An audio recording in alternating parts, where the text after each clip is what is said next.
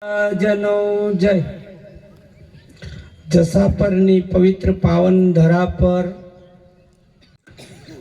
પરમ પૂજ્ય ભરતભાઈ એમનો પરિવારજન ગામના મહાપુરુષો જેનું યોગદાન હોય એવા તમામ મહાપુરુષો વંદનીય છે। આજે પરમ પૂજ્ય તુલસીરામ મહારાજની જન્મ જયંતિ નિમિત્તે જે અહીંયા આ ભરતભાઈએ આમંત્રણને માન આપી આપ સૌ પધાર્યા છો અને એમના ગુરુ મહારાજ હકારામ મહારાજ મંજુરામ મહારાજની સાનિધ્યમાં જે આ સત્સંગ ભજનનો યોગ થયો છે એ આ મહાપુરુષને ધન્યવાદ છે।